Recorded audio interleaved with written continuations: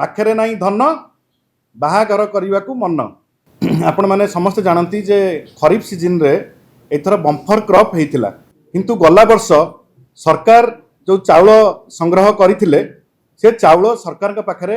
एवं मिल मानकरे पूरा भरपूर होता सरकार के पाखरे आउ जागा नथिला एई वर्षर धान किनिबा पाई किंतु सरकार प्रथम दिनरू चेष्टा करिसेंती किभली भाबरे एथर धान संग्रह कम करा जिवो। प्रथमे रेजिस्ट्रेशन रे ताकू जटिल प्रक्रिया कले जेमती बहुत चाषी हैरान हेबे तापर बिजु जनता दल मुह पार्टी खोलिला परे पुणी से प्रक्रिया को सरल करने को चेष्टा कले से बहुत चाषी हैरान हेले तापर जो टोकन देले से गोटे कैपिंग कले जे 150 क्विंटाल ऊपर कहीं दे पारे ना एवं जो मानकर 50 क्विंटाल भी दबा कथा 30 क्विंटाल लेखा टार्गेट दिगला जो टोकन दिगला आपड़ जानते जे ओडिशा इतिहास रे प्रथम थर यही वर्ष धान किणा एत डेरी होती लिंगरिंग प्रोसेस आज एप्रिल मसरे सरला जोटा कि उचित नुह एवं चाषी मैंने हताश हेले एत दिन धान को रखिकी धान को रखा चाषी गोटे बड़ कष्टकर व्यापार एवं ओडिशार चाषी मैंने इथर हंतसंत होती धान बिक्री करने को एत लिंगरिंग प्रोसेस एवं टोकन मध्य ठीक भाव में मिलना ना कैपिंग करागला एवं तापर जितेबाला धान किणा है से आप देखिथे मिलर मान कहला जाकि आण पैक्स रु धान किंतु कौन सी मिलर गाड़ी देले ना कि अखा देले ना गोटे व्यापक दुर्नीति आ उपर होती एवं जो सरकार कहते कटनी छटनी करना से माननीय मंत्री जोगाण मंत्री सब कहते कटनी छटनी होना ये गोटे परिहास करुँचार चाषी मान प्रति 9 ରୁ 12 किलो पर्यंत धान कटनी छटनी करा एवं खुल्लम खुला करा लोकों आखि आगे आंगुड़ी गेंजिकी चाषी आखि आगे आंगुड़ी गेंजिकी 12 किलो लेखा 9 ରୁ 12 किलो लेखा कटा जाइए। तो सबू दृष्टि देखा गले जे सरकार चाषी मानू न्याय दबारे संपूर्ण भाव में विफल होती एवं धान किणार जो प्रक्रिया संपूर्ण रूपे व्याघात होती एवं व्यापक भाव में दुर्नीति होती एवं आपण मैंने जानी रखु जे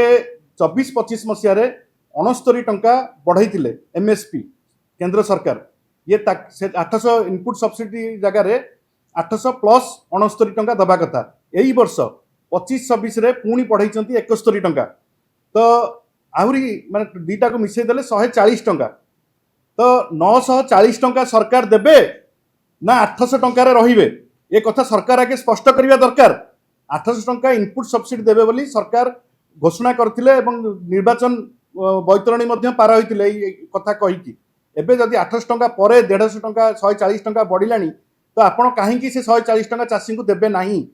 ये गोटे बड़ प्रश्न यार उत्तर माननीय मंत्री एवं माननीय मुख्यमंत्री रखिए। आज सबुठ बड़ लज्जाकर घटना घटी मे फेयर रे जितेबाला आंचलिक कृषि कन्वेंशन चली मुख्यमंत्री निजे स्वीकार करुँच 74 लाख मेट्रिक टन 73 ରୁ 74 लाख मेट्रिक टन जो धान किणा होती वर्तमान ओडिशा रे असंभाल परिस्थिति सृष्टि होबाकू जाउची। अर्थात आमे जो कथा प्रथम विधानसभा रे कहिचु शंख भवन रे बारंबार प्रेसमिट करिकी कुआइची जे सरकार ये धान को एफसीआई किणु नाही एवं जोथिपाई मिल मानकरे धान पड़िकी रहिला एवं एई वर्षर धान किणा व्याघात हैला एवं एते डेरी हैला विलंब हैला एबे भी से धान को सरकार कौन करिवे ताकू चिंता करि पारु नांती। आपण देखंतु मोटे उदाहरण आपण देबी गोटे क्विंटाल रे सरकार 800 टंका इनपुट सब्सिडी देले एवं गोटे क्विंटाल को जदि ऑक्शन करा जिवो आपण 2300-2400 टंका ऑक्शन रे जिवो माने एठी देले 3200 सेपटे 3100 एपटे लॉस करिवे पाखापाखि 500 ରୁ 600 टंका लॉस करिया को जाउचंदी। आपण भाबंतु गोटे क्विंटाल रे जदि 1400-1500 टंका लॉस हबो ताहले जेतिकी धान वर्तमान रही ताकू जदि ऑक्शन करा जाए ओडिशा गोटे देवालिया परिस्थिति आड़ को जाउची। पाखरे नाई धन बाहागर करने को मन। तो मुझे कही रखे जे ओडिशा रे वर्तमान जो भली भाव में आपण 1.5 लाख कोटी टंकार ऊर्ध्व लोन हो सारानी सरकार खोला मार्केट रू ऋण उठाउछंती एई भित्तिरे जदि ऑक्शन करा जाए गोटे बड़ एक्सचेकर उपरे लोड पड़िबो एवं यही जो व्यवस्था रे गोटे व्यापक भाव में सरकार क्षतिग्रस्त होबाकू जाउछंती फाइनेंशियली। जदि आपंक आम भिडी भल लगा तेब आम चैनल को लाइक शेयर और सब्सक्राइब करने को जमा भी भूलु नहीं।